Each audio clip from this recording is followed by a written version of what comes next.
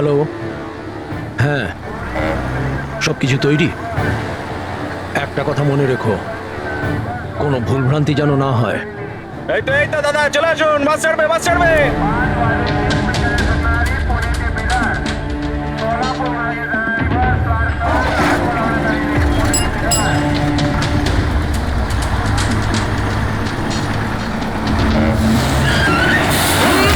চাপ বাবা। আরে দাদা, কি হলো? বাস দাঁড়ালো কেন? আরে বাসের সামনে কেউ গাড়ি দাঁড় করিয়ে দিয়েছে দাদা। মাঝ রাস্তায়?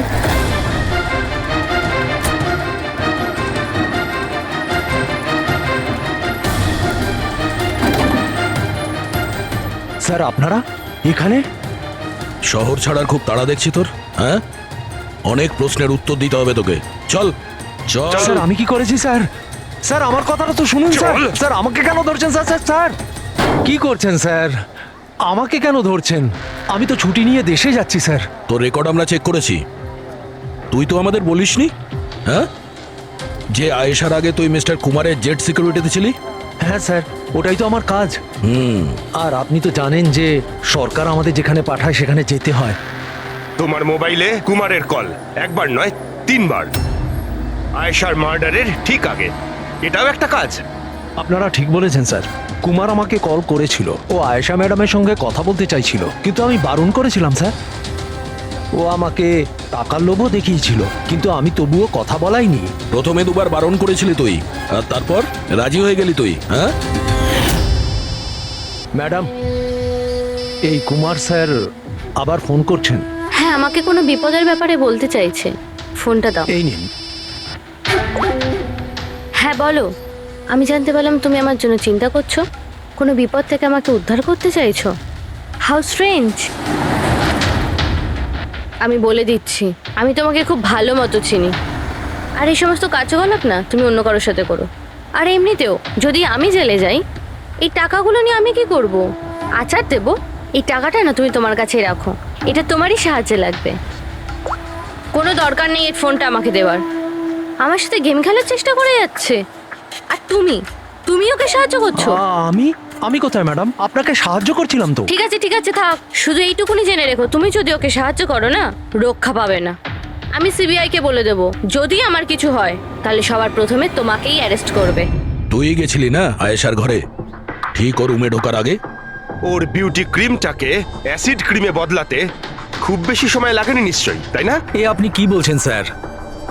আমার কথা বিশ্বাস করুন, আমি সত্যি বলছি। যদি তুই সত্যি কথাও বলিস না, তাহলেও এই কেস যতক্ষণ না সলভ হচ্ছে তুই আমাদের হেফাজতে থাকবি, বুঝলি? এখন চল, নিয়ে চল ওকে, চল চল। আরে স্যার স্যার স্যার স্যার, আমি কিছু করিনি স্যার, ছেড়ে দিন স্যার, প্লিজ স্যার। হ্যাঁ পুরবি, বলো। স্যার, ওই ফুটেজটা যেটা ও সিবিআই কে পাঠিয়েছে, সেটা ওই ঘর থেকেই শুট করা হয়েছে যেখানে ওর খুন হয়েছিল। তার মানে আয়েশার বেডরুমে? হ্যাঁ স্যার, ওরই বেডরুমে। আসলে এই ফুটেজটা 1 বছর আগের। ফার্নিচার বদলানো হয়েছিল, তাই বোঝা যাচ্ছিল না। Are you sure? স্যার 100%, এটা সেই ঘরটাই। হ্যাঁ, একটা ভাইটাল ইনফরমেশন দিলে Purabi. Thank you so much. Purabi বলল যে আয়েশা মিনিস্টার আর মিস্টার কুমারের স্টিংটা ওই রুমেই করেছে। আর যদি এটাই হয়, ক্যামেরা ওই ঘরেই কোথাও লুকানো আছে। তার মানে ক্যামেরা এখনো ওখানেই আছে।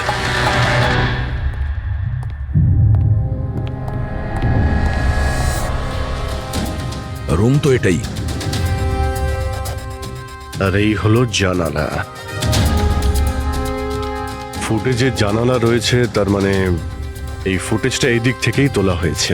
স্যার, ফুটেজ অনুযায়ী তো ক্যামেরা এখানে থাকা উচিত। না ভাই, এতটা হাইটে না, ক্যামেরা আই লেভেলে ছিল, আর সেই হিসেব অনুযায়ী এইখানেই কোথাও হওয়া উচিত। আচ্ছা, ওই আয়নার ভিতরে নেই তো? আরে ওই যে আয়নাগুলো থাকে না, যার একদিকে দেখা যায় আর একদিকে দেখা যায় না। ভাই, তাহলে তো জানতেই পারা যাবে। কি করে স্যার? তুমি ওই ফিঙ্গার নেল টেস্টের কথা শোনোনি?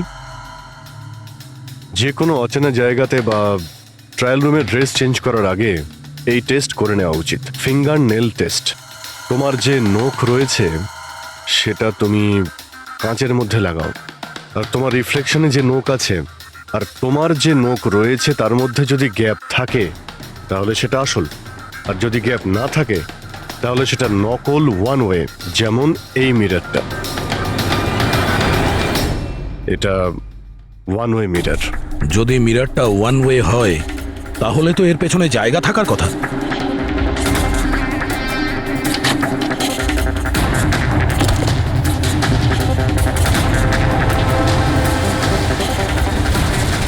অভিজিৎ,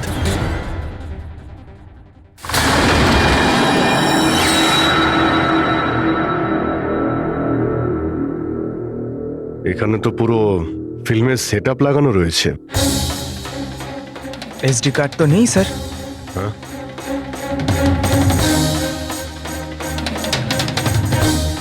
লকার খালি।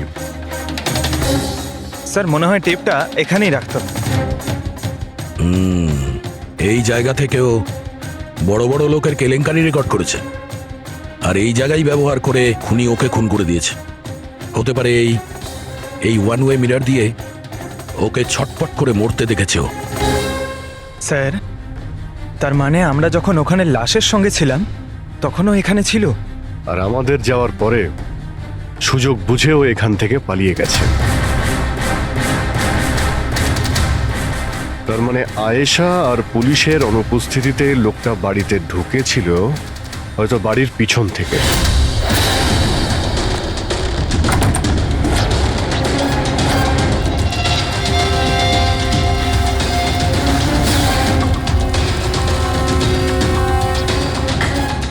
ও আয়েশার বিউটি ক্রিমটাকে সরিয়ে বিষাক্ত ক্রিমটা রেখে দেয়, আর তারপর ভিতরে ঢুকে বসে থাকে। তার মানে ও চোখের সামনে আয়েশা ওই ক্রিমটা লাগিয়েছে, আর একটু বাদে ছটফট করতে করতে মরে গেছে। তারপর পুলিশ আর রাখি এখানে আসে, তখনও ভেতরে ছিল। তারপর আমরা এখানে এসেছি, তখনও ভেতরে ছিল। তারপর রাত্রে সুযোগ পেতেই ও টেপগুলো নিয়ে এখান থেকে পালিয়ে গেছে, মনে হচ্ছে ওই রাস্তা দিয়েই। কিন্তু স্যার মেইন গেটে তো পুলিশ দাঁড়িয়ে ছিল, ও মনে হয় পেছন থেকেই পালিয়েছে। এমন তো কিছু নয় স্যার, কিন্তু হ্যাঁ স্যার, প্রায় ধরুন মাঝরাতের দিকে গাড়ির চাকার এরকমই একটা আওয়াজ শুনতে পেয়েছিলাম। শব্দটা কোথা থেকে হয়েছিল মনে আছে তোমার? এই তো স্যার, এই পেছনের দিক থেকে, কিন্তু একবারই পেয়েছিলাম স্যার, আর দ্বিতীয়বার শুনিনি স্যার। ঠিক আছে, থ্যাংক ইউ।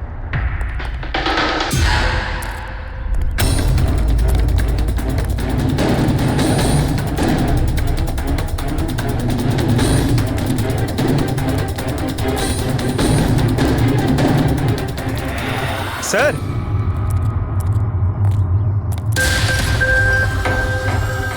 স্যার হ্যাঁ, টায়ারের ঘষার চিহ্ন তো রয়েছে এখানে। এ দেখতে পাচ্ছ এখানে এই তেল আর জল পড়ে আছে। মনে হচ্ছে এসি চালিয়ে গাড়ি এখানে অনেকক্ষণ দাঁড়িয়েছিল। আর তারপর গাড়ি এখান থেকে বেরিয়ে গেছে। ওই কনস্টেবল এই গাড়িরই টায়ারের আওয়াজ শুনেছিল। যদি গাড়িটা এখানে অপেক্ষা করেই থাকে তাহলে হঠাৎ এমন কি হলো যে তাড়াহুড়ো করে চলে গেল? স্যার মনে হয় কেউ দেখে ফেলেছিল, ওই জন্য ভয়তে পালিয়ে গেছো। পয়েন্ট আছে। এখানে আশপাশটা জিজ্ঞাসা করে দেখি।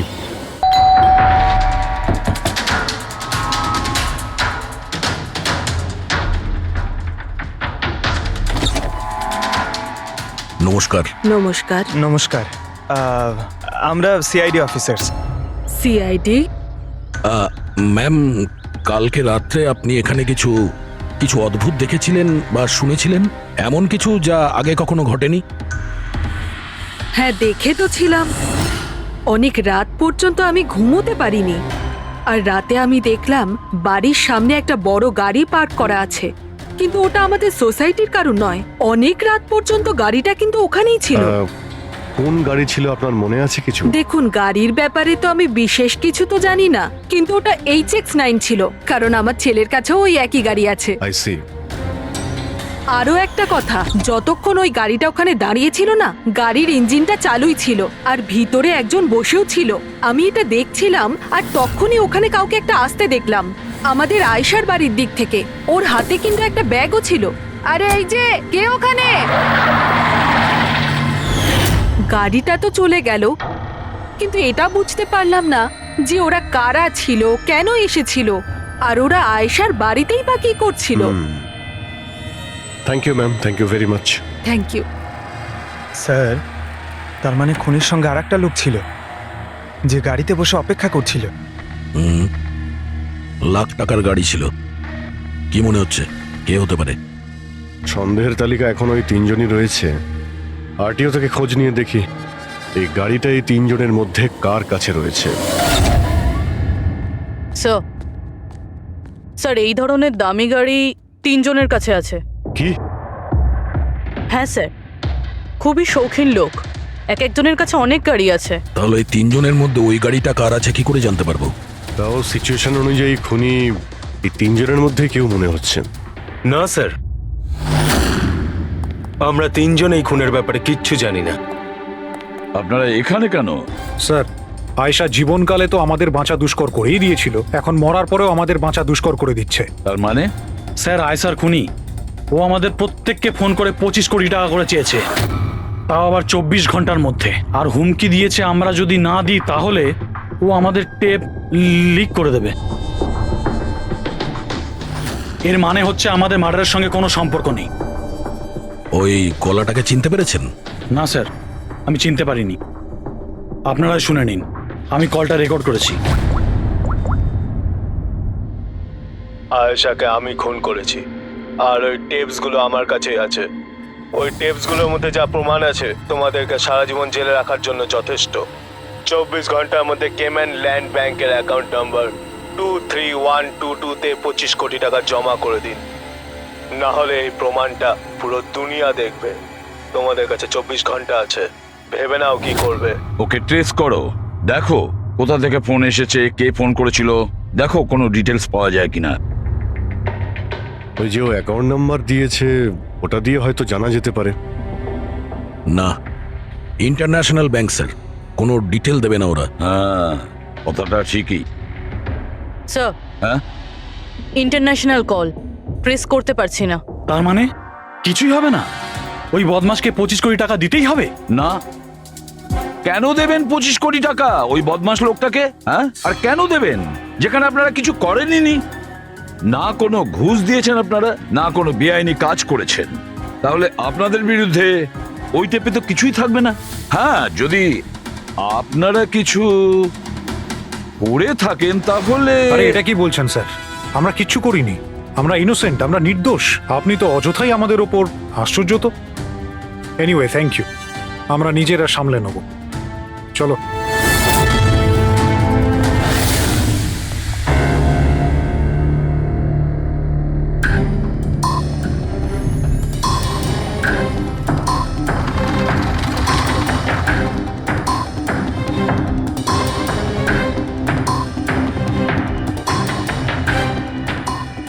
সারিকা, এই রুমটাকে খুব ভালো করে চেক করতে হবে।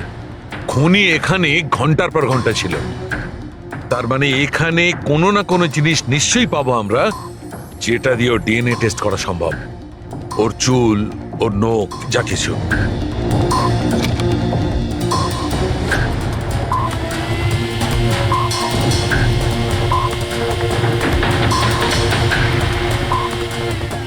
এক মিনিট সারিকা, হ্যাঁ, একটা ফোর্সেপ দাও।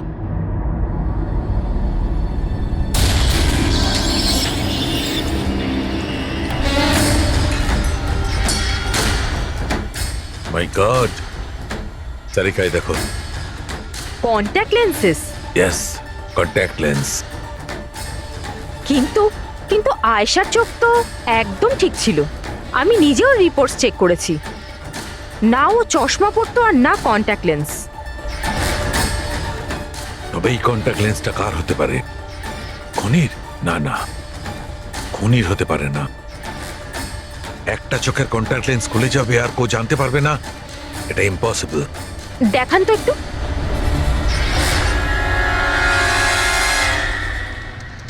বেশ হাই পাওয়ারের লেন্স। High power lens? কিছু তো আছে এই রুমে। একে তো এই ঘরটা চারিদিক থেকে বন্ধ, কোনো জানলা নেই, কোনো ভেন্টিলেটর নেই। ও ওহো, কি হয়েছে? সারিকা, তুমি জানো তো ওই কালার স্টেন কেমিক্যাল বানানো হয় যা দিয়ে ঘাউন টেস্ট করা যায়? হ্যাঁ জানি। গুড। এক কাজ করো, তুমি কালার স্টেন কেমিক্যাল বানাও। খনি এখানে এই ঘরের মধ্যে ঘন্টার পর ঘন্টা ছিল, আর আমাদের অল্প সময়ের মধ্যে এত ঘাম হয়ে গেল। ওই খনির তো খুব ঘাম হয়েছিল। ইয়েস, এই ঘামটাকে চেক করব, তার থেকে জানা যাবে যে খনি কোথায় ছিল, দাঁড়িয়ে ছিল না বসে ছিল না কিভাবে ছিল, সব কিছু। ওই র্যানসাম কলের কোনো মানেই হয় না, ওই কল বোগাস হতে পারে। হ্যাঁ স্যার, কারণটা আমাদের কেস থেকে সরানোর জন্য আর টাকা কামানোর জন্য। এই তিনজনের মধ্যে কেউ আয়েশাকে খুন করে আর ওই টেপটাকে চুরি করে, আর সে বাকি দুজনকে কল করে ব্ল্যাকমেল করছে। কিন্তু স্যার, সে কে? স্যার, আমার তো মনে হয় কুমার হতে পারে। ও ভীষণ রকচটা, যে কারো খুন করতে পারে। আর ওই বাকি দুজন, ওরাও কম যায় না স্যার। এই তিনজনের যেমন পয়সাও আছে তেমন ক্ষমতাও আছে এদের। খুনি এই তিনজনের মধ্যেই কেউ হবে স্যার। আর খুনির একজন সঙ্গীও আছে, যে ওই বাইরে গাড়িতে বসে খুনির জন্য অপেক্ষা করছিল। হ্যাঁ, হবে তো এই তিনজনের মধ্যেই কেউ। আর এমন একজন যে আয়েশাকে খুব কাছ থেকে চিনত। এক্স্যাক্টলি, সেজন্য ও জানতো যে আয়নার পেছনেও আরো একটা রুম আছে, আর আয়েশা কোন ক্রিম ব্যবহার করতো সেটাও ও জানতো। স্যার, এর মানে ওই গোপন জায়গার ব্যাপারে খুনি ছাড়া আর কেউ কিছু জানতো না। এক্স্যাক্টলি। তাহলে স্যার? তাহলে আবার কি করবে দয়া? ধরে ফেলো ওদের। ওদের প্ল্যানিং এই, ওদেরকে ফাঁসাতে হবে।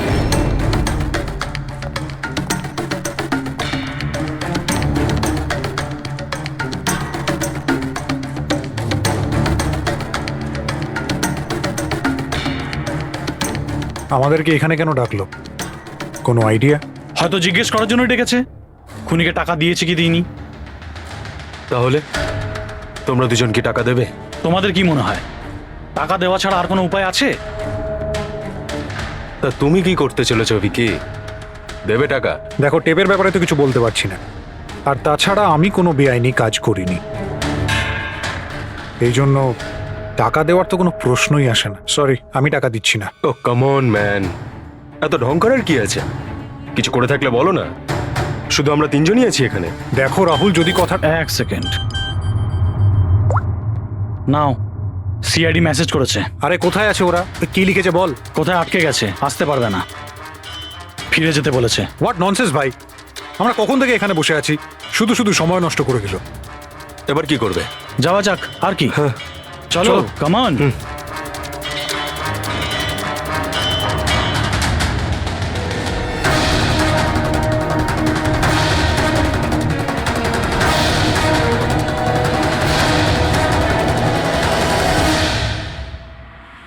এই সে।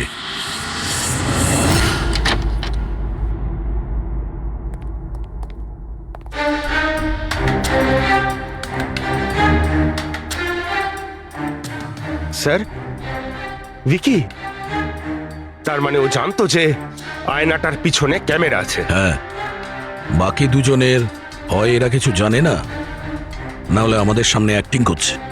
স্যার, আমার তো এই বিকিকেই সন্দেহ হচ্ছে। এবার কি করব?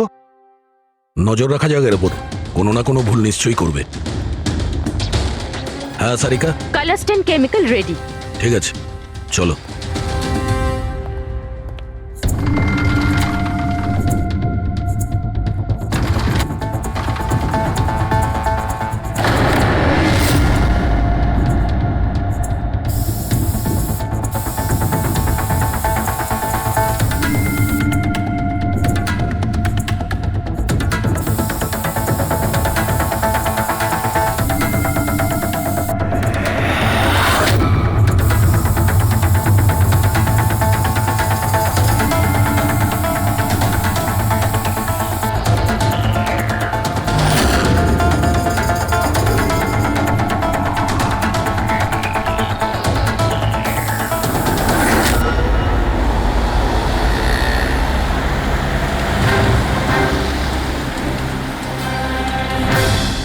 আরে স্যারও যাচ্ছেটা কোথায়?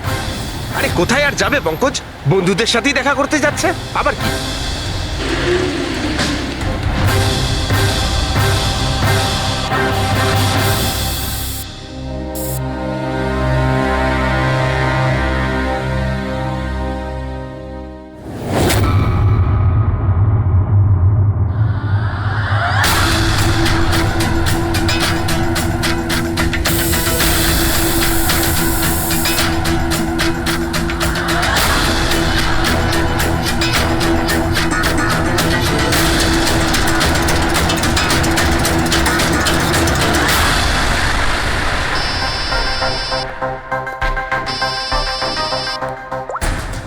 হ্যাঁ সারিকা বলো।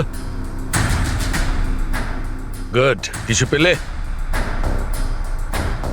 মেঝেতে? মেঝেতে শুয়েছিল? মেঝেতে কেন? ওকে ওকে, ঠিক আছে সারিকা, আমি তোমাকে পরে ফোন করছি। বাই। ওই 2 দিন আগে আমি 1124 লাস্টটা এনেছিলাম। হ্যাঁ স্যার। কোথায় ওটা? ওর মুখটা দেখতে হবে। এই যে স্যার।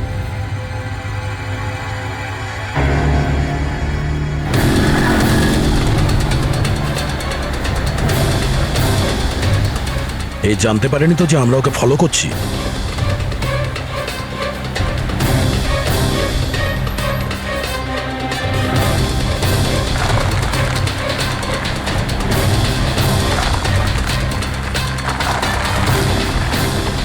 স্যার, এটা সত্যি সত্যি বাড়িতে ঢুকে গেল। ভেবেছিলাম ও কোনো বন্ধুর সাথে দেখা করবে। হ্যাঁ অভিজিৎ। কি? ডক্টর সালুকে বলে দিয়েছেন যে খুনি কে? কে? ও হ্যাঁ, আমরা এই উইকিকে ফলো করতে করতে ওর বাড়ির কাছে পৌঁছে গেছি। ঠিক আছে, আমরা ওয়েট করছি। অভিজিৎ আসছে।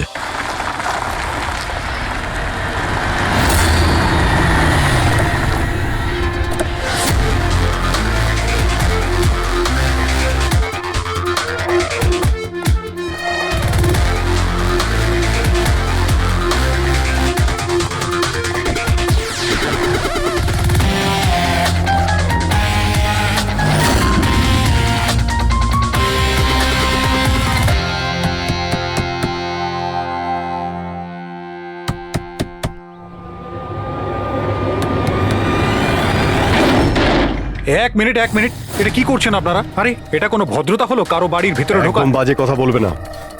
আমরা সত্যিটা জেনে গেছি। কোথায় লুকিয়ে রেখেছো ওকে? দেখুন, আপনি আমার কথা শুনুন, আপনার কোথাও ভুল হচ্ছে। আমি কিচ্ছু করিনি। আমি না আয়েশাকে খুন করেছি আর না এখানে কাউকে লুকিয়ে রেখেছি। আমরা কখন বললাম যে তুমি আয়েশার খুন করেছো? হ্যাঁ, একেই বলে চোরের নজর বোচকার দিকে। দেখুন, আমার কথাটা বোঝার চেষ্টা করুন। আপনারা আমার কথাটা শুনুন। আপনারা আমার কথা কেন শুনছেন না? হ্যালো, আপনারা এইভাবে ভিতরে ঢুকতে পারেন না।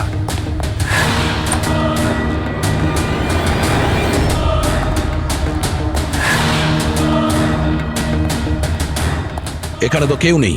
আমি বলছি আপনাদেরকে এখানে কেউ নেই, প্লিজ। আরে বন্ধ করুন এগুলো। এইভাবে ভিতরে আপনারা ঢুকতে পারেন না। Hello, excuse me. হ্যালো, আরে ওপরে কিচ্ছু নেই স্যার। আরে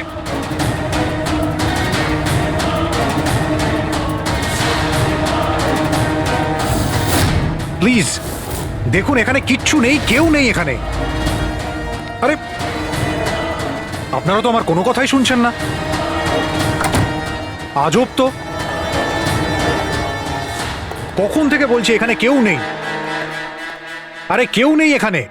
হ্যালো স্যার,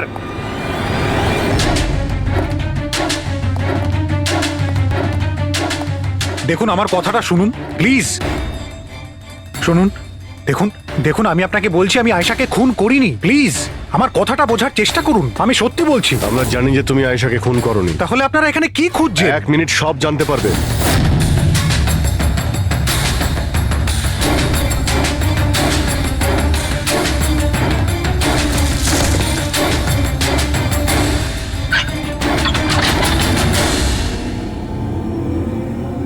স্যার আসুন।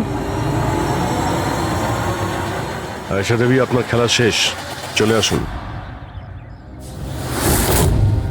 সালুমকে স্যার আগেই বলে দিয়েছিল তুমি বেঁচে আছো। আসলে আমি ওর চোখটা চেক করব।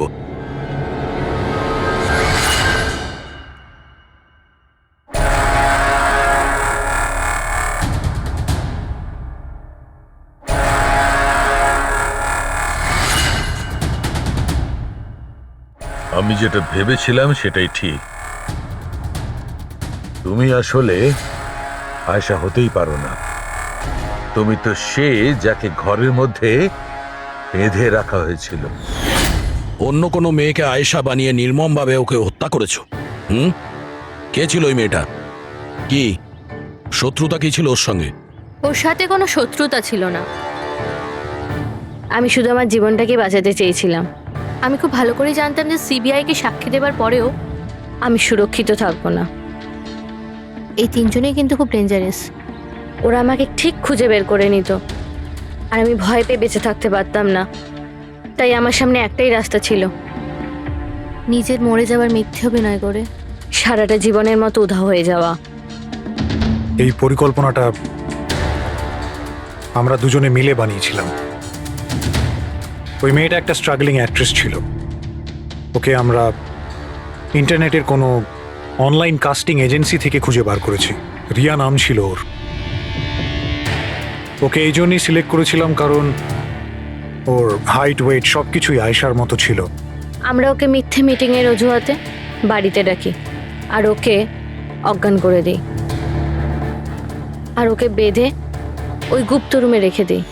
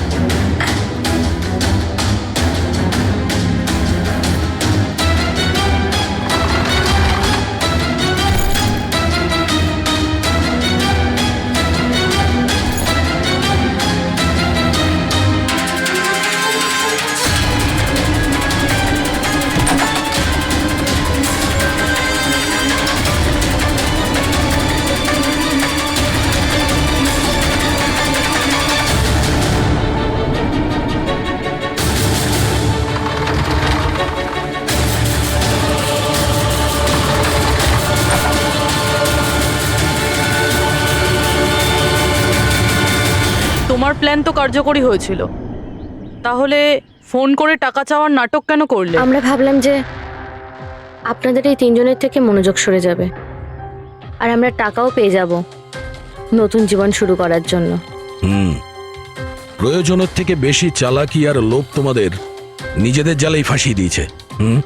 চিন্তা করো না, তোমাদের জীবন নতুন করে শুরু হবে, কিন্তু সেটা জেলে।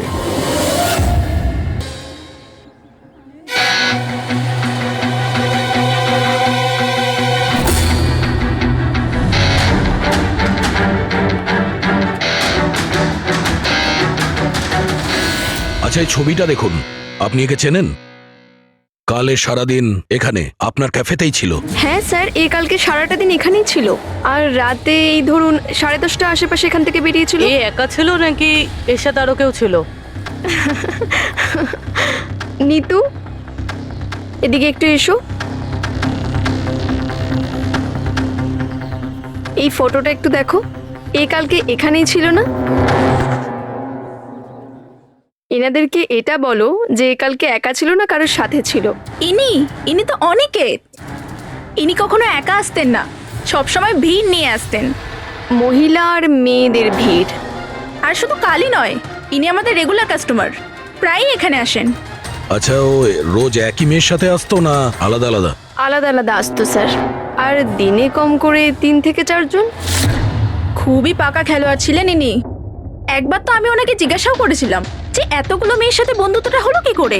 তো উনি আমাকে বলেছিলেন যে ওনার মোবাইলে একটা অ্যাপ আছে, কোনো ডেটিং অ্যাপ, ওখানেই ওনার এই মেয়েগুলোর সাথে পরিচয়। খুন করে দিয়েছে পুলিশ, খুন করেছে পুলিশ।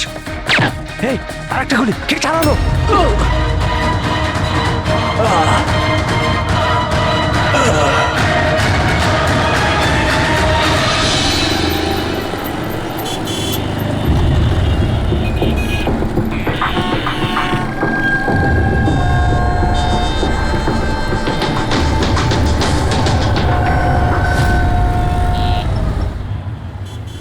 মাফ করবেন, খুন আপনি দেখেছেন? কিন্তু আপনি দেখলেন কি করে? বলতে চাইছি যে আপনি তো দেখতে পাই না, তাই তো? হ্যাঁ, ওই আর কি, মানে বলতে চাইছি আপনি দেখলেন কি করে খুন হতে? এইটার সাহায্যে। এটার সাহায্যে? কি এটা? এটা সেন্সর গ্লাভস। এতে সেন্সর ফিট করা আছে, যার থেকে অদৃশ্য তরঙ্গ বেরিয়ে যায়। ওই তরঙ্গের সামনে যা কিছু থাকে ওতে ধাক্কা খেয়ে ওগুলো ফিরে আসে। তাতে আমি জানতে পারি যে আমার সামনে কি হচ্ছে। মানে এক প্রকার এটা আপনার চোখের কাজ করে? হ্যাঁ, আপনি সেটা বলতে পারেন। আরে কিন্তু এটা এটা কি করে হতে পারে? হতে পারে। এক মিনিট।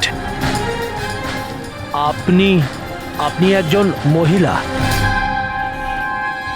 আপনি চুল বেঁধে রেখেছেন। স্যার এটা তো ইনি আন্দাজেই বলছেন। আর আপনি আপনি বেশ গোলগাল দেখতে, হেলদি ইয়াং বয়। এটা তো ভুল বলেননি, দিন দিন তো মোটা হচ্ছ। ওয়েট তো চেক করেছিলাম স্যার, একটু কমও দেখাচ্ছিল। আপনি বলছেন যে এই ডিভাইসের সাহায্যে আপনি দেখেছেন কাউকে খুন হতে? একটা মেয়ের খুন হয়েছে স্যার, তাকে গুলি করা হয়েছে, গুলি। কোথায়? আই মিন এখানেই কাছাকাছি? না, এখানে নয়, এই এই জায়গাটা একটু এবড়ো খেবড়ো। ওটা খুব স্মুথ ছিল, ওখানে সিঁড়িও ছিল না। আচ্ছা, আপনি ওই জায়গা থেকে এখানে কি করে এলেন? জানি না, ঘটনাস্থলে কেউ আমাকে এখানে পিছন থেকে মারলো, আর তারপর আর কিছু জানি না। চোখ খুলে দেখলাম আমি এখানে। সঞ্জীব বাবু, কাল রাতে কি হয়েছিল আপনি আপনি ডিটেলসে বলুন আমাদের। আসলে আমি কাজ থেকে ফিরছিলাম, আর তখন আমার অটোটা একটা সিগন্যালে দাঁড়ায়। হে হে ওদিকে কি, ওদিকে কি কি? আরে ভেতর থেকে তুমি একটা মেয়ের চিৎকার শুনতে পেলে না? মেয়ের চিৎকার? কি বলছেন কি আপনি? ও, বের বললো। কি বলছেনটা কি? আরে আচ্ছা নাও, এটা তুমি রাখো রাখো। ঘটনাস্থলে আমি যখন পৌঁছলাম তখন দেখলাম যে একটা ছেলে আর একটা মেয়ে ছিল। ছেলেটার হাতে পিস্তল ছিল, গান। দুজনে ঝগড়া করছিল, ধস্তাধস্তি হচ্ছিল। খুন করেছে পুলিশ। এই আরেকটা গুলি। ব্যাস, যখন আমার চোখ খুললো তখন ওই ছেলেগুলো আমার গ্লাভস চুরি করবার চেষ্টা করেছিল, আর আমি ওদের ধরে ফেলি।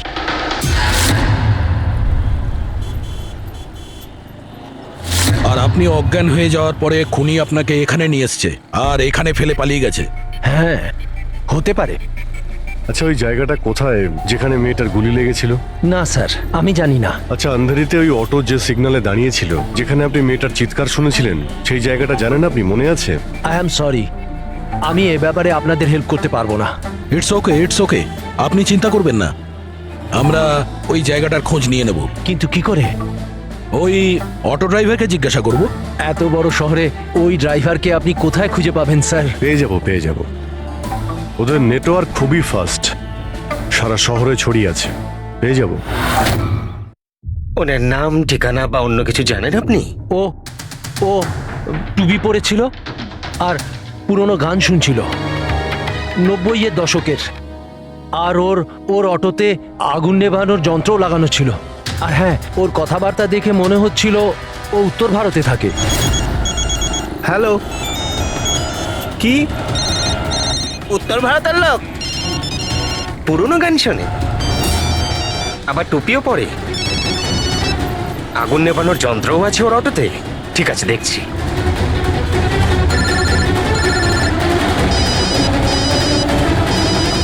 Hello hello Raju.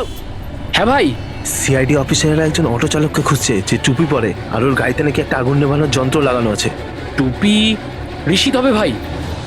হ্যাঁ রাজু, বল। ঋষিত, কাল রাতে কি আন্ধেরির কোনো সিগন্যালে ছিলিস? হ্যাঁ ছিলাম তো, বল। ওখানে কোনো প্যাসেঞ্জার নেমেছিল নাকি? হ্যাঁ, কিন্তু ও তো অন্ধ ছিল। কি হয়েছে নাকি বল? আরে ওর সাথে একটা দুর্ঘটনা ঘটে গেছে। সিআইডির লোকেদেরকে নিয়ে এসেছে, তোর সাথে দেখা করতে চায়। সিআইডি? সঞ্জীব বাবু, দেখে বলুন তো যে এই অটোওয়ালা কিনা। মনে পড়ছে কিছু আপনার? হ্যাঁ স্যার, ইনিই তো ছিলেন। হ্যাঁ, এই ছেলেটা। স্যার, আমি কিছু করিনি স্যার, আমি কোনো চিৎকার শুনিনি স্যার। হ্যাঁ স্যার, ইনি চিৎকার শুনেছিলেন, কিন্তু আমার স্ত্রী অসুস্থ ছিল, আমার হসপিটাল যাওয়ার ছিল, তাই আমি ওনাকে ছেড়ে চলে গেছি। আরে ভয় পেও না, তোমায় কেউ কিচ্ছু বলবে না। তুমি বলো এই লোকটাকে তুমি কোথায় নামিয়েছিলে? এই তো এই সিগন্যালে ছেড়েছি স্যার। তারপর ওই সিগন্যাল থেকে কোন দিকে গিয়েছিলেন উনি? এই সামনের গলিটার মধ্যে স্যার। ঠিক আছে, তুমি যাও। Thank you very much, thank you. আসুন। আসুন সঞ্জীব বাবু। অটোওয়ালা আপনাকে এই গলির মধ্যে আসতে দেখেছিল। এখানে দুটো রাস্তা আছে, একটা এটা আর একটা ওটা।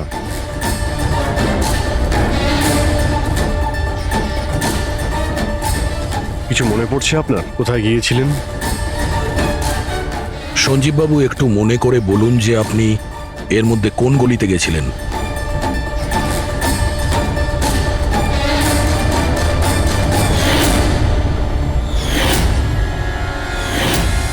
একটা পাখির মতো দেখতে মূর্তি ছিল। চলো আমরা এখান থেকে শুরু করি। সামনে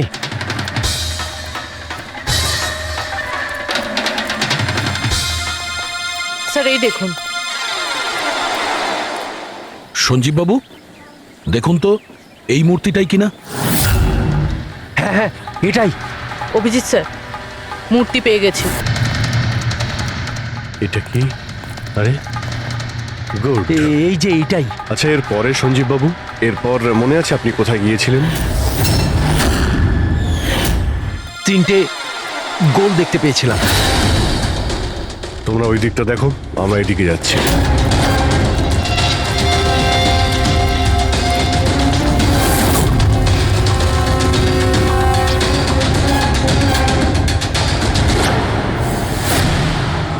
স্যার,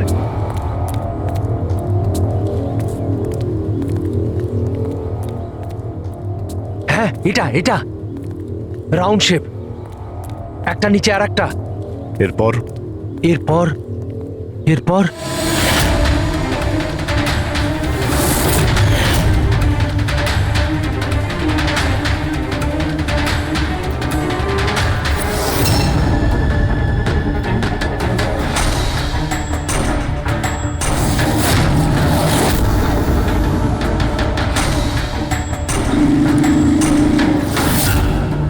এদিকে এদিকে, এই যে। সাবধানে।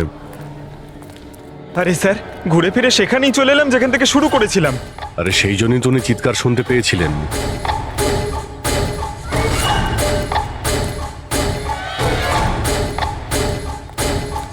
স্যার, এই জায়গাটা একেবারে জনবসতির মাঝখানে, তাহলে গুলি চলার আওয়াজ কেউ শুনতে পাইনি কেন? কারণ গানে সাইলেন্সার লাগানো ছিল।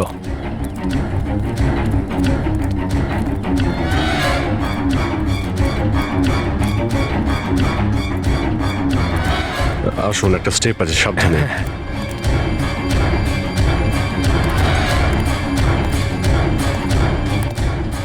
না না ঠিক আছে।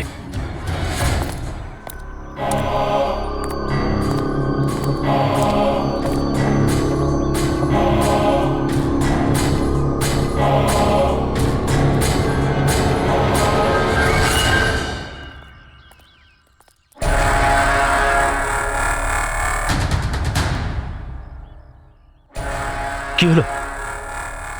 আপনারা দাঁড়িয়ে পড়লেন কেন? কি আছে? লাশ পেলেন? সঞ্জীব বাবু, আপনি বলেছিলেন গুলিটা কোনো মেয়ের লেগেছিল। হ্যাঁ হ্যাঁ, মেয়ের গায়ে লেগেছিল। আমি তাকে ছুঁয়ে দেখেছিলাম, ওর গুলি লেগেছিল, রক্ত বেরোচ্ছিল। কেন বলুন, কি হয়েছে? লাশ এখানে আছে, কিন্তু কোনো মেয়ের নয়, কোনো ছেলের। কি?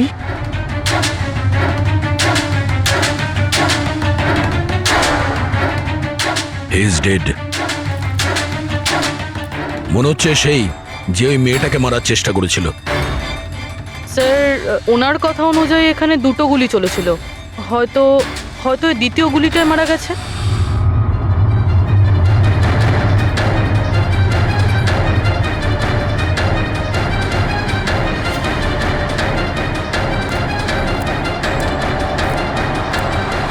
স্যার, স্যার এখানেও তো রক্ত পড়ে আছে। ওটা যদি ওর রক্ত না হয় তাহলে ওই মেয়েটার হতে পারে। গুলি তো ওর এখানেই লেগেছিল স্যার। যদি মেয়েটার এখানে গুলি লাগে তো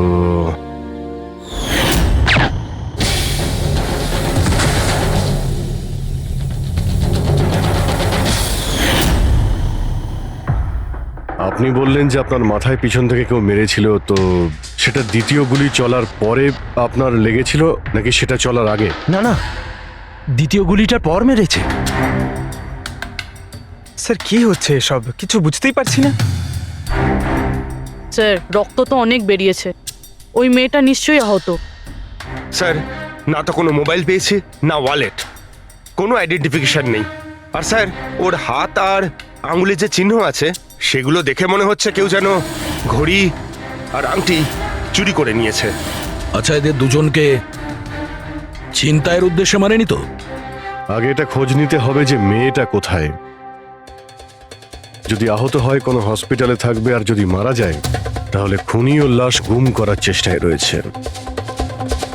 মিসিং পারসন ব্যুরোতে খোঁজ নিয়ে দেখো তো এর ব্যাপারে কিছু জানতে পারা যায় কিনা। বস, ক্রাইম স্পটে ওই জায়গাতে মাটির ওপর যে রক্ত পাওয়া গেছিল, ডিএনএ টেস্ট অনুসারে ওই রক্তটা কোনো মেয়ের। আসলে এই মেয়েটা ওই সময় ওখানে উপস্থিত ছিল না যখন তোমরা গেছিলে, কিন্তু ক্রাইম যখন হয়েছিল তখন ওই মেয়েটা নিশ্চয়ই ওখানে ছিল। আর স্যার দুর্ঘটনার সময় রাত 11টা থেকে 1টার মধ্যে। ঠিকই তো আছে, সঞ্জীবও তো ওই সময় ছিল 11:30 নাগাদ। হ্যাঁ স্যার, আর সঞ্জীব বাবুকে অজ্ঞান অবস্থায় সেখানে রেখে দেয় যেখান থেকে আমরা ওনাকে পাই। আরো একটা কথা স্যার, দুটো গুলি চলেছিল, মেয়েটার গুলি লেগেছিল আর ও ওখানেই অজ্ঞান হয়ে পড়ে গেছিল সঞ্জীব বাবুর কাছেই। তারপরে স্যার দ্বিতীয় গুলিটা করা হয়েছিল যেটা ছেলেটার লেগেছিল। তার মানে সঞ্জীব বাবু ছাড়াও ওখানে আর কেউ ছিল যে ওই আহত মেয়েটাকে ওখান থেকে নিয়ে গিয়েছিল আর সঞ্জীব বাবুকে ওই ফুটপাতে ফেলে গেছিল। স্যার আমি আশেপাশের এলাকায় খোঁজ নিয়েছি, ওখানে কেউই কোনো ছেলে এবং মেয়েকে আসতে বা কোনো আহত মেয়েকে ওখান থেকে যেতে দেখেনি। আচ্ছা, সালুকে একটা কথা বলো, যদি খুনি সঞ্জীবকে ক্রাইম সিন থেকে তুলে নিয়ে গিয়ে ওখানে যেখানে আমরা ওকে পাই, তাহলে হতে পারে ওই লোকটার কোনো ট্রেসেস সঞ্জীবের পোশাকে আছে।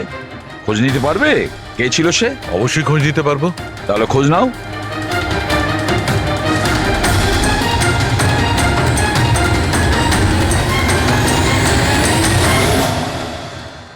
স্যার, লাশ শনাক্ত করা গেছে।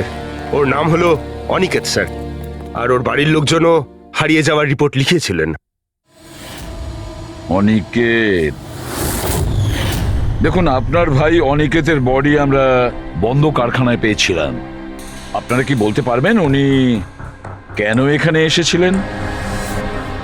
আপনার ভাইয়ের খুন হয়েছে, আশা করব আপনারা আমাদের কাছে কিছুই লুকোবেন না।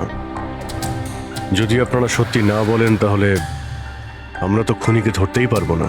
স্যার এরকম কিছু নয় স্যার, গত কয়েকদিন ধরে খুবই অদ্ভুত বিহেভ করছিল। অদ্ভুত মানে?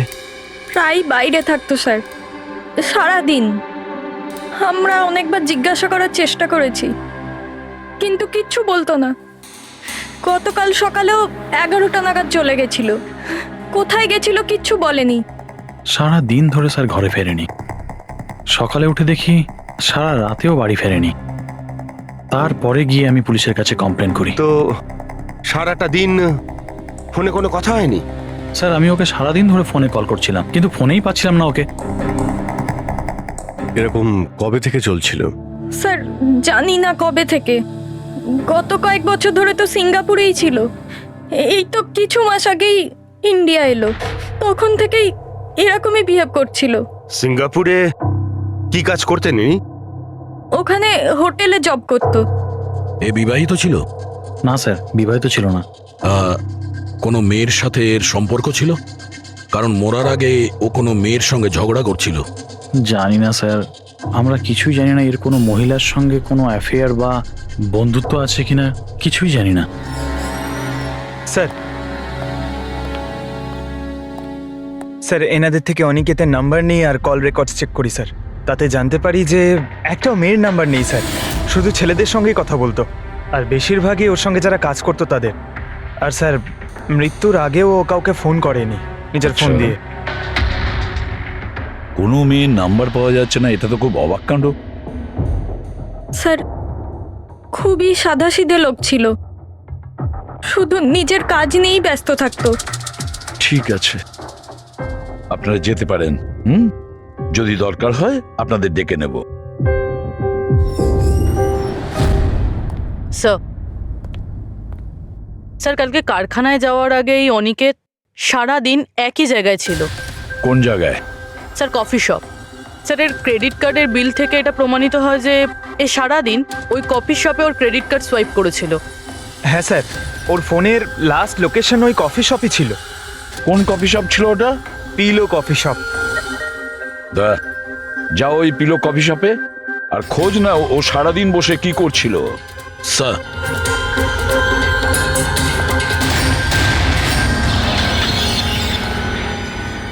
বস, কি খবর নিয়ে এসেছো? এমন খবর এনেছি যেটা আমাদের কাছে খুব জরুরি। কি? এর পোশাকের মধ্যে আমি কয়েকটা আলাদা আলাদা ডিএনএ স্যাম্পল পেয়েছি। কিছু মানে 5 জন লোকের ডিএনএ স্যাম্পল পেয়েছি। 5? হ্যাঁ 5, আর এই 5 জনই মেয়ে। আর সঞ্জীবের জামা কাপড় থেকে আমরা 2 ধরনের ডিএনএ পেয়েছি, আর এই দুটো স্যাম্পল অনিকেতের জামা কাপড় থেকে পাওয়া স্যাম্পলের সঙ্গে ম্যাচ করে গেছে। মানে 5 জনের মধ্যে 2 জন যারা অনিকেতকে ছুঁয়েছিল, ওরা আবার সঞ্জীব বাবুকেও ছুঁয়েছিল। তার মানে অভিজিৎ, এই পুরো কাজটা দুটো মেয়েই করেছে।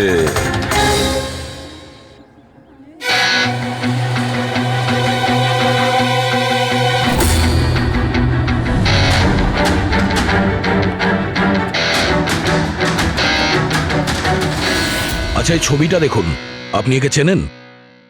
কালে সারাদিন এখানে আপনার ক্যাফেতেই ছিল। হ্যাঁ স্যার, এই কালকে সারাটা দিন এখানেই ছিল, আর রাতে এই ধরুন 10:30 আশেপাশে এখান থেকে বেরিয়েছিল। এ একা ছিল নাকি এর সাথে আরো কেউ ছিল? নিতু, এদিকে একটু এসো। এই ফটোটা একটু দেখো, এ কালকে এখানেই ছিল না? এনাদেরকে এটা বলো যে এ কালকে একা ছিল না, কারোর সাথে ছিল। ইনি তো অনিকেত। ইনি কখনো একা আসতেন না, সবসময় ভিড় নিয়ে আসতেন। মহিলা আর মেয়েদের ভিড়। আর শুধু কালই নয়, ইনি আমাদের রেগুলার কাস্টমার, প্রায়ই এখানে আসেন। আচ্ছা, ও রোজ একই মেয়ের সাথে আসতো না আলাদা আলাদা? আলাদা আলাদা আসতো স্যার, আর দিনে কম করে 3 থেকে 4 জন। খুবই পাকা খেলোয়াড় ছিলেন ইনি। একবার তো আমি ওনাকে জিজ্ঞাসাও করেছিলাম যে এতগুলো মেয়ের সাথে বন্ধুত্বটা হলো কি করে। তো উনি আমাকে বলেছিলেন যে ওনার মোবাইলে একটা অ্যাপ আছে, কোনো ডেটিং অ্যাপ, ওখানেই ওনার এই মেয়েগুলোর সাথে পরিচয়।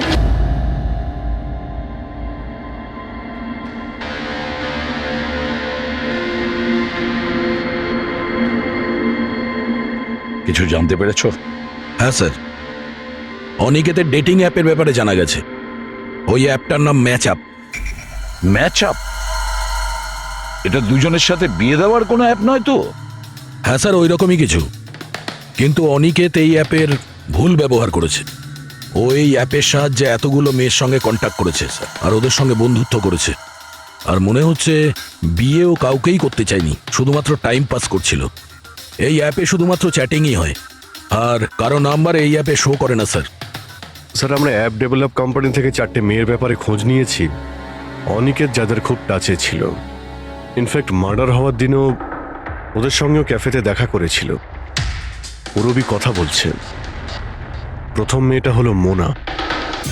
হ্যাঁ, আমি দেখা করেছিলাম ওনার সাথে কফি শপে এই 4টে নাগাদ।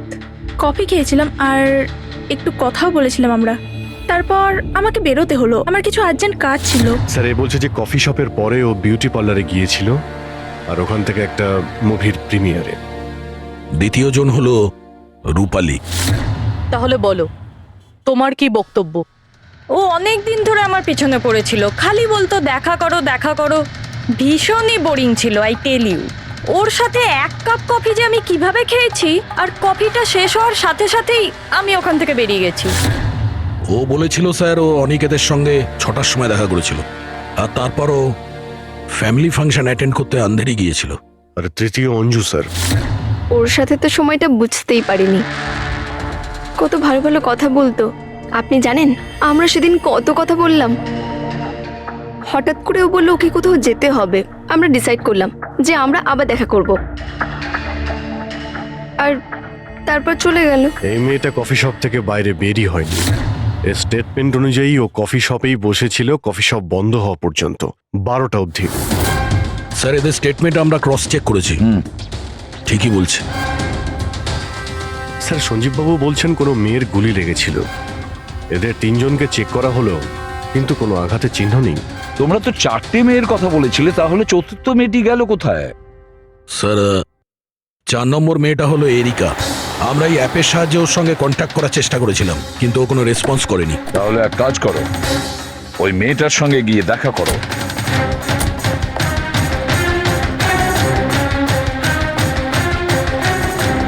রজত, তাড়াতাড়ি রেডি হও। আর কত সময় নেবে? এতটা সময় তো মেয়েরাও নেয় না। আসছি বাবা, জাস্ট 2 মিনিট। Excuse me. হ্যাঁ বলুন, কাকে চাই? এরিকা। হ্যাঁ আমি, কিন্তু আপনারা? সিআইডি। সিআইডি? এসব কি? হ্যাঁ, কি হয়েছে স্যার? স্যার কোনো প্রবলেম হয়েছে? আপনাকে আমরা মেসেজও করেছিলাম ম্যাচ আপ অ্যাপ থেকে। আপনাকে সিআইডি ব্যুরোতে আসতে বলেছিলাম, আপনি আসেননি তো আমাদের আসতে হলো। Match up app? এটা কি? Dating app. Dating app? তুমি এই ডেটিং অ্যাপে কি করছো? হ্যাঁ শোনো, ওনাদের কোনো ভুল হচ্ছে, আমি কোনো ডেটিং অ্যাপে নেই। সেটা কিভাবে হতে পারে? আপনার প্রোফাইল আছে, আপনার ডিসপ্লে পিকচার রয়েছে। শুনুন, আমি একজন বিবাহিতা, আমি কোনো ম্যারেজ সাইট বা ডেটিং অ্যাপে নেই। ইনি আমার হাজব্যান্ড রজত, আর আমি ওনার সাথে বিয়ে করে খুব হ্যাপি। আমার এসব করার কোনো প্রয়োজন নেই। ম্যাডাম, আপনি যদি সত্যি বলেন তাহলে এটা কি? আপনার প্রোফাইলে এই ডেটিং অ্যাপে কি করে? দেখুন, আমি সত্যি বলছি, আমি জানি না এটা কি। আমি এরকম কোনো প্রোফাইলই বানাইনি। তো আপনি এটা বলতে চাইছেন যে আপনার নামে কেউ ফেক আইডি বানিয়েছে? আচ্ছা, আপনি কোনো অনিকেত নামে কাউকে চেনেন? অনিকেত? এই লোকটা? না স্যার, আমি একে চিনি না। স্যার, কি করছেন আপনারা? কেন আমাদেরকে ডেকেছেন? আমরা আপনাদের বলিনি, কিন্তু অনিকেত, যার সঙ্গে আপনারা কফি শপে দেখা করেছিলেন, ওর খুন হয়ে গেছে ওই রাতেই। কিন্তু স্যার, আমরা ওকে কেন মারবো? আমরা তো ওকে ঠিকমতো চিনতামই না। ইনফ্যাক্ট এই ঘটনার কিছুদিন আগে তো ওর সাথে চ্যাট হয়েছিল আমার অ্যাপে। হ্যাঁ, আর ওই দিনই তো আমি প্রথমবার দেখা করেছিলাম ওর সাথে। আর আমার সাথে তো ওর সেরকম কোনো শত্রুতাও ছিল না। আর আমি তো ওই অ্যাপেই নেই, এমনকি আমি ওকে চিনিও না। ওই অ্যাপের প্রোফাইলে আপনার পার্সোনাল পিকচার ছিল, সেই পিকচার আপনার ফোন থেকেই নেওয়া হয়েছিল। কোনো স্ট্রেঞ্জারের কাছে আপনার ছবি কিভাবে আসবে? ম্যাম, আমি জানি না আমার ছবি কিভাবে ওর কাছে গেল। আমার ফোন কিছুদিন আগে হারিয়ে গিয়েছিল। ফোন চুরি হয়ে গেছে? কোথায়? স্যার, ঠিক জানি না, মনে পড়ছে না। কোনো ব্যাপার না, আপনারা কিছুক্ষণের জন্য আমাদের সাথে কোঅপারেট করুন, আমরা জেনে যাব খুনিকে। ফ্রেডি?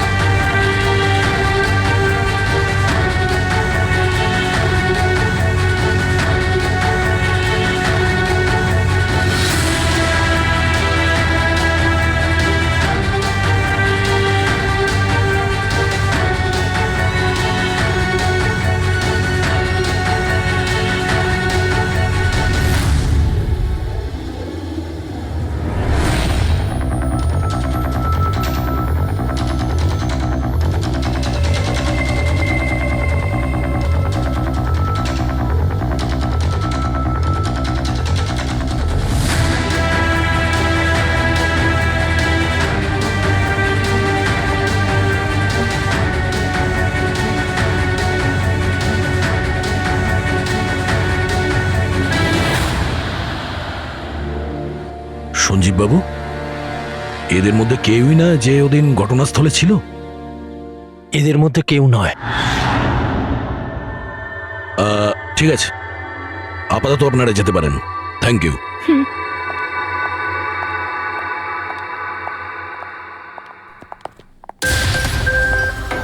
না স্যার, এদের মধ্যে তো কেউ না। স্যার বাকি তিনজনের মতন ওরও কোনো চোট নেই, কিন্তু কিন্তু ওই মেয়েটার আঘাত ছিল, চলার অবস্থাই ছিল না। কিন্তু সালুকে যে আমাকে বলল ও সঞ্জীবের পোশাকে যে ডিএনএ টেস্ট করেছিল তাতে তো দুটো মহিলার ট্রেসেস পাওয়া গেছে। ঠিক আছে, কিন্তু একজন আহত হতে পারে, আরেকজন সেও তো ওই চারজনের মধ্যে একজন হতে পারে। স্যার এই চারজনের জল খাওয়ার গ্লাসগুলো ফরেন্সিকে পাঠিয়ে দিয়েছি, রিপোর্ট আসবে। স্যার হ্যাঁ স্যার, ওই দুটো মেয়ের ডিএনএ এই চারজনের সঙ্গে ম্যাচ করেনি। কি ম্যাচ হচ্ছে না? তাহলে মেয়ে দুটোকে পাবো কি করে? এক মিনিট। কি হলো সঞ্জীব?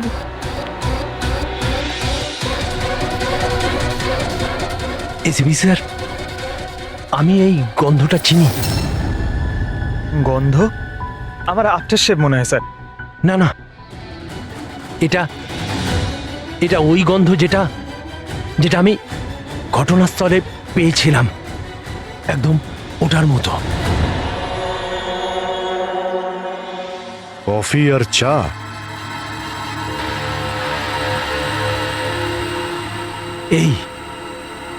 এই গন্ধটা ঘটনাস্থলে, এই গন্ধটাই ছিল।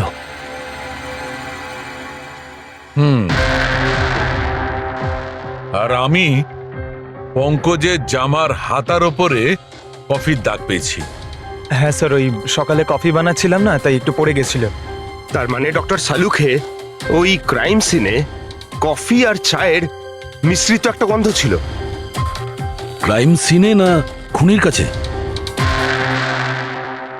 চা আর কফির মিশ্রিত কোনো স্মেল তখনই আসে যখন সে বারবার চা আর কফি বানায়, যেমন কোনো কুক বা কেউ কফি শপে কাজ করলে, যেমন পিলো কফিতে।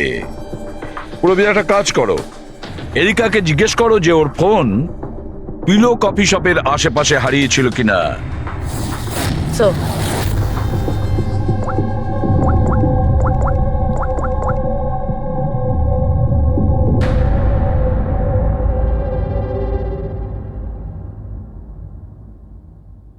স্যার হ্যাঁ স্যার, ওনার ফোন ওখানেই হারিয়েছিল, ওই কফি শপে।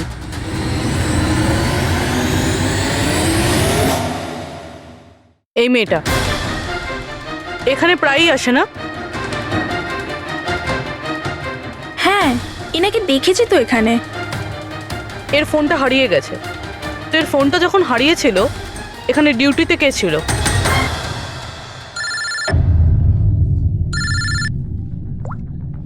হ্যালো, হ্যাঁ ফ্রেডি।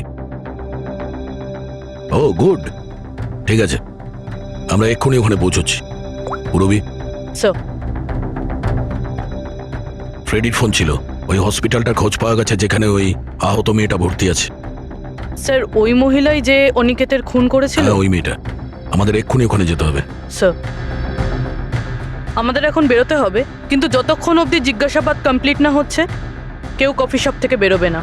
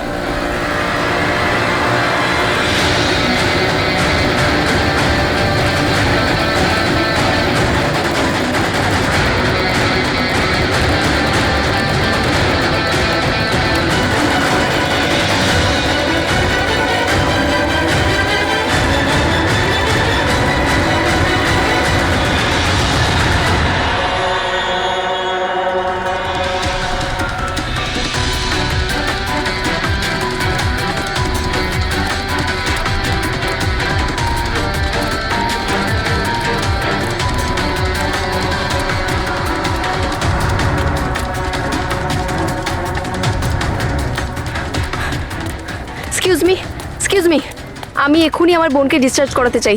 আপনি এক্ষুনি ডিসচার্জ পেপার তৈরি করুন তাড়াতাড়ি। ডিসচার্জ? কিন্তু উনি তো এখনো কোমায়। দেখুন, আমার এসব জেনে কোনো কাজ নেই, আমাদের এক্ষুনি এখান থেকে বেরোতে হবে। আপনি তাড়াতাড়ি করুন প্লিজ। এভাবে কি করে ডিসচার্জ করে দিই? ওনার প্রাণের থেকেও কি এমন বেশি জরুরি? দেখুন, আমার এত তর্ক করার কোনো সময় নেই, আপনি আমার সঙ্গে তর্ক করবেন না। তাড়াতাড়ি করুন প্লিজ, যেটা বললাম সেটা করুন।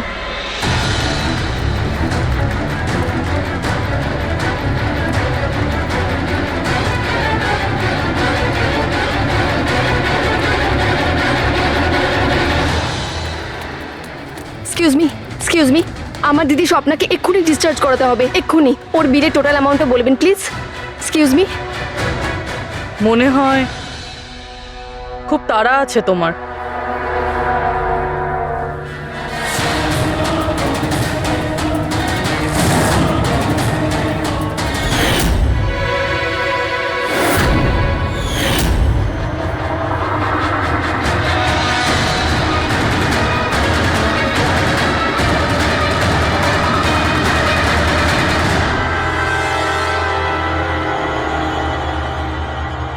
ক্যাফেতে ওই ফোন কলটা, ওটা আমাদেরই প্ল্যান ছিল। আমরা এটাই দেখতে চাইছিলাম যে ওই আহত মেয়েটার মিথ্যে খবরের জালে কে ফাঁসে। আর তুমি ফেসে গেলে। এটাও ভাবলে না যে সিআইডি তোমাকে ফলো করছে। তুমি নিজেই আমাদের এখানে নিয়ে এসেছো, আর তাই পালিয়ে কোনো লাভ নেই। সেই জন্য তোমার জন্য এটাই ভালো হবে, নিজের অপরাধ স্বীকার করে নাও।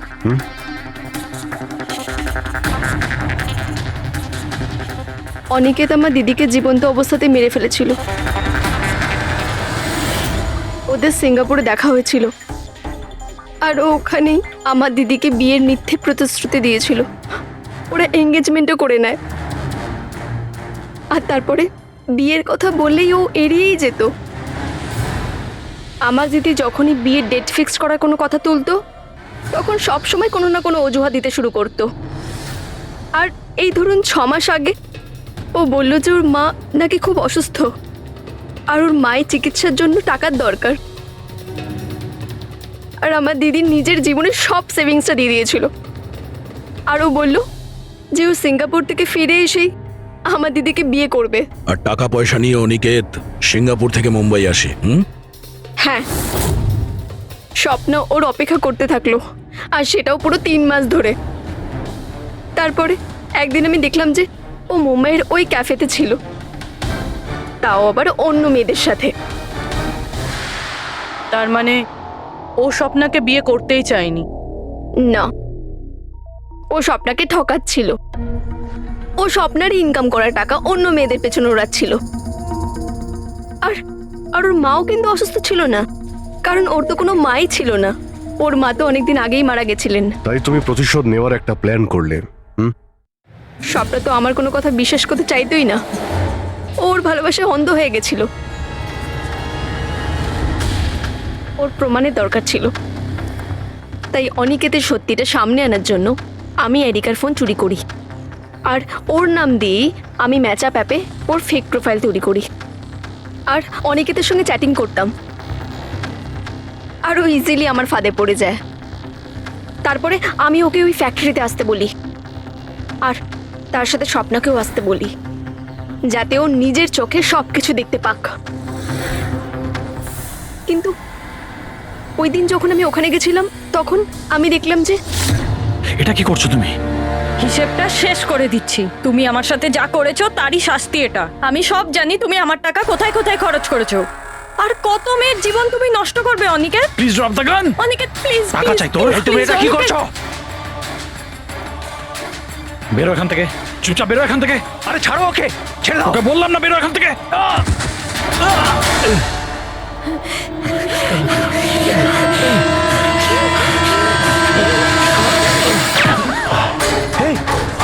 গুলি করে দিলে, গুলি করে দিল। হ্যাঁ, খুন খুন করে দিয়েছে পুলিশ। এই আরেকটা গুলি কে চালালো? আরেকটা গুলি চালিয়েছে পুলিশ।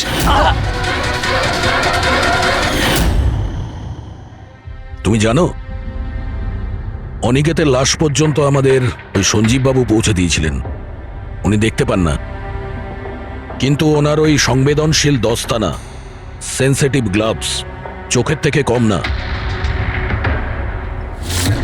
প্রতিশোধ নেওয়ার জন্য তুমি অনিকেতকে খুনই করে দিলে, কিন্তু এখন তো সারা জীবন জেলেই কাটবে। আর তোমার বোন স্বপ্না, যার জন্য তুমি এই সব করলে, সে তো আগে থেকেই কোমাতে রয়েছে। আর যেদিনও কোমা থেকে ঠিক হবে সেদিন তোমার কাছেই যাবে, জেলের গরাদের পিছনে। ম্যাডামকে সুরক্ষিত রাখা আমাদের সকলের দায়িত্ব। ওপর থেকে স্ট্রিক্টলি অর্ডার আছে, তাই সারা রাত সাবধানে থেকো। Okay, sir. ঠিক আছে? খাওয়া শেষ হলে নিজের নিজের পজিশন নিয়ে নিও।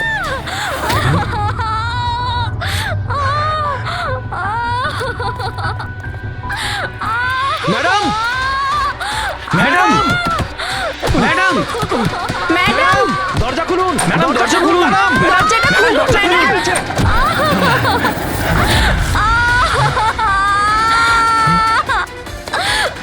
ম্যাডাম, ম্যাডাম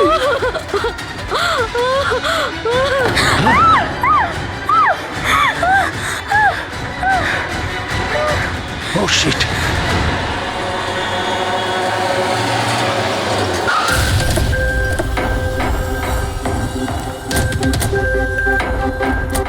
স্যার এক মিনিট,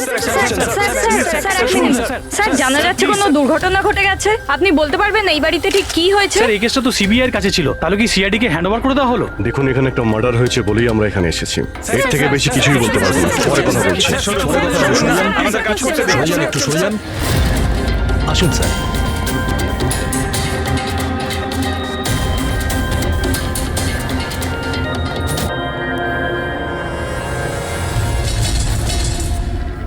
ওর মুখটা আর হাতটা তো একদম পুড়ে গেছে। ওনার কোনো চিহ্ন তো এই রুমে আর দেখতেই পাচ্ছি না। দেখে তো মনে হচ্ছে যে অ্যাসিড অ্যাটাক হয়েছে। হ্যাঁ দয়া, অ্যাসিড অ্যাটাকই হয়েছে। কিন্তু স্যার কোথাও তো পড়তো, জামা কাপড়ে বা নিচে কোনো অ্যাসিডের চিহ্নই তো নেই। সেটা তো ঠিক। স্যার, স্যার ইনি বাথরুম পড়ে আছেন, মানে স্নান করে বেরিয়েছেন, আর স্নান করার পর উনি এই ক্রিমটা লাগিয়েছিল। এক মিনিট, ওই ক্রিমটায় হাত দেবে না, ওই ক্রিমটাকে চেক করতে হবে।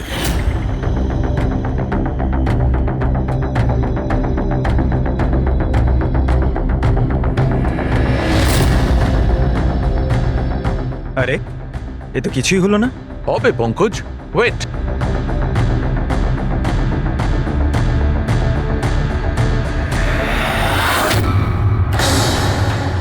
আরে স্যার, এটা তো দেখলে, এটাতে এমন অ্যাসিড মেশানো হয়েছিল যেটা সঙ্গে সঙ্গে কাজ করে না, 2-3 মিনিট বাদে কাজ শুরু করে। আর যখন কাজ শুরু করে তখন এরকম ভয়ঙ্কর ভাবে কাজ করে। স্যার তার মানে স্নান করার পর উনি এই ক্রিমটা লাগিয়েছেন, আর সেটার এফেক্ট কিছুক্ষণ পরে হয়েছে। একদম ঠিক। কেউ আসলে একে মারবার জন্যে এর নিজের যে ক্রিম ছিল সেটা এই ক্রিমটার সঙ্গে বদলে দিয়েছে। এটা কি বলছেন আপনারা? কি কি ব্যাপার? আপনি মনে হচ্ছে একটু বেশি ঘাবড়ে গেছেন। হ্যাঁ, কি জানেন আপনি এদের ব্যাপারে? না স্যার, আমি কিছুই জানি না। ম্যাডাম তো এই ক্রিমটা রোজই ব্যবহার করতো। আর এটা খুনি ভালো মতোই জানতো, আর এটারই সুযোগও নিয়েছে। যেই হোক না কেন, আয়েশাকে খুব কাছ থেকে চিনতো। আচ্ছা, ওটা আপনি নয় তো? না স্যার। দেখো, আমরা জানি তুমি কিছু জানো। না ম্যাডাম, আমি কিছুই লুকাচ্ছি না। ব্যাস এই ক্রিমটা আমি লুকিয়ে লুকিয়ে কখনো কখনো ব্যবহার করতাম, আর আজও এই ক্রিমটা আমি মেখেছি। এক মিনিট, এই ক্রিমটা তুমি কখন লাগিয়েছো? স্যার, ম্যাডামের ঘরে আসার কিছুক্ষণ আগে, এই ধরুন 8টা নাগাদ। 8টার সময়? চেক করো। স্যার, পুড়ে যাওয়ার তো কোনো চিহ্নই নেই। হবে না, পোড়ার দাগ এই জন্য হবে না কারণ উনি যখন ক্রিমটা লাগিয়েছিলেন ওতে অ্যাসিড ছিল না, মানে ওই ক্রিমটা অরিজিনাল ছিল। তার মানে খনি ক্রিম 8টা থেকে 9টার মধ্যেই বদলে দিয়েছিল। কিন্তু কিভাবে? এখানে এত সিকিউরিটি ছিল। মনে হয় আগে থেকেই কেউ রুমে ছিল। এটা কি করে হতে পারে স্যার? কারণ ম্যাডাম এখানে আসার আগে আমি এই রুমটাকে ভালো করে চেক করেছিলাম, এখানে কেউ ছিল না। আর তাছাড়া ম্যাডামের চিৎকার শুনেই আমরা দৌড়ে এখানে এলাম। আর দেখি দরজা ভেতর থেকে লক স্যার। হ্যাঁ স্যার, আর ভেতরে আসার জন্য আমাদের দরজা ভাঙতে হয়েছিল। ঠিক আছে, আপনারা এখন আসুন, প্রয়োজন পড়লে আবার ডেকে নিচ্ছি। Okay sir. রুমের ভিতরে কেউই আসেনি, কিন্তু রুমটা চেক করতে কনস্টেবলই এসেছিল। পুরবি একটা কাজ করো, এদের সবার ব্যাকগ্রাউন্ড চেক করো। ততক্ষণে আমরা জানার চেষ্টা করি যে ব্যাপারটা কি। এত মিডিয়া, সিবিআই এর কেস, এতগুলো সিকিউরিটি, কি কারণে? অ্যাকচুয়ালি আয়েশা খুব বড় খেলোয়াড় ছিল, লাইক এজেন্ট। যে ধরনের এজেন্ট দুটো পার্টির মধ্যে ডিল করিয়ে মাঝখান থেকে ভালো কমিশন নিয়ে সরে যায়। শুধু এটা ধরে নিন যে আয়েশাও এই ধরনেরই এজেন্ট ছিল, কিন্তু টপ লেভেলে। ওর সমস্ত ডিলগুলি লাখ আর কোটি টাকার উপরেই হতো, আর সব কটাই ছিল একেবারে বেআইনি। আমাদের কাছে এসব কিছুরই প্রমাণ ছিল। আমরা ওকে অ্যারেস্টও করেছিলাম, কিন্তু ও হঠাৎ করে রাজসাক্ষী হয়ে গেল। ও নিজের মুক্তির বিনিময়ে 3 জন বড় ব্যবসাদারের দুর্নীতির বিরুদ্ধে আমাদের হাতে সব প্রমাণগুলো দিত। আজ কোর্টে শুনানি ছিল, কিন্তু কাল রাতেই ওর মার্ডার হয়ে যায়। 3 জন বড় বিজনেসম্যান, এরা কারা? বিকি, রাহুল, কুমার। এই 3 জনের কাছেই পয়সা আর পাওয়ার যথেষ্ট আছে, যা খুশি করতে পারে। আর যে প্রমাণগুলো আয়েশার কাছে ছিল? আয়েশার কাছে কিছু টেপ ছিল, এই 3 জন বিজনেসম্যানের বেআইনি কাজের কিছু ভিডিও ফুটেজ।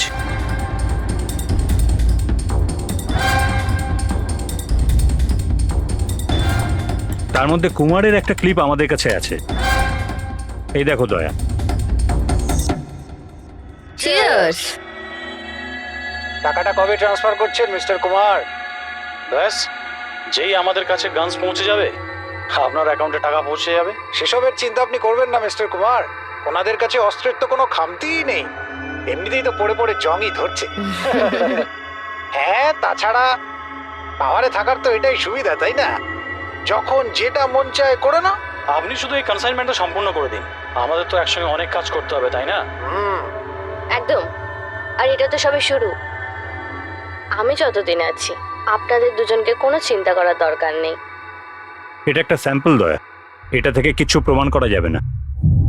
অবশ্য প্রমাণ হিসেবে আয়েশার কাছে দেওয়ার মতো অনেক কিছুই ছিল, কিন্তু ও আমাদের কিছুই দেয়নি। ও চেয়েছিল যে এই সমস্ত প্রমাণগুলো ও কোর্টের হাতে নিজেই দেবে। নিজের নিরাপত্তার বদলে ও আমাদের সামনে এই শর্ত রেখেছিল। বাকি টেপগুলো ছাড়া এই টেপ আমাদের কোনো কাজেই আসবে না। এই টেপ আপনার কাজের না হতে পারে, কিন্তু আমাদের কাজে লাগতে পারে। এই 3 জনকে বিরোধে ডাকার জন্য যথেষ্ট। যে লেভেল পর্যন্ত এরা পৌঁছেছে, এদের পক্ষে আয়েশার মার্ডার প্ল্যান করা খুব একটা বড় ব্যাপার নেই। কোথায় ছিলে? কাল একটা পার্টিতে ছিলাম। এগুলো ওই লোকগুলোর স্টেটমেন্ট আর সিগনেচার, যারা কাল রাত 9টা থেকে 3টে অবধি আমার ক্লায়েন্টের সাথে ছিল। টাইম তো আমরা জিজ্ঞাসা করিনি।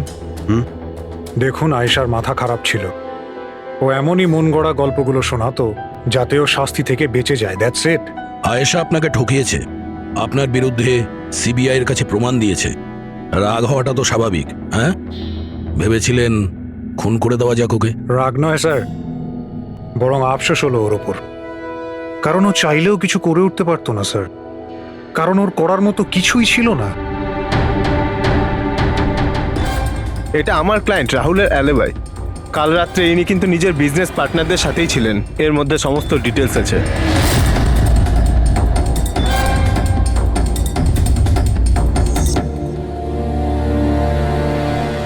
আমার মনে হয় না যে আপনাদের কিছু জানার আছে বলে।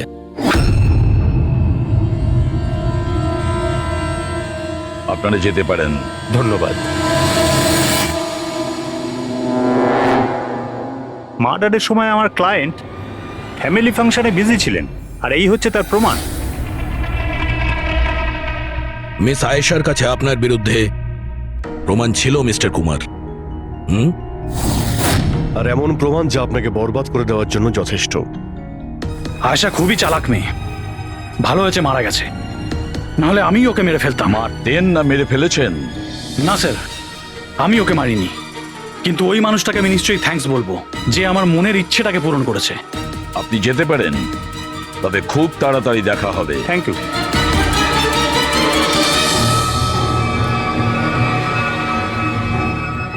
আপাতত আমরা কাউকেই অ্যারেস্ট করতে পারবো না। এখানে সবারই কোনো না কোনো কারণ আছে। স্যার হ্যাঁ স্যার স্যার একটা কথা জানা গেছে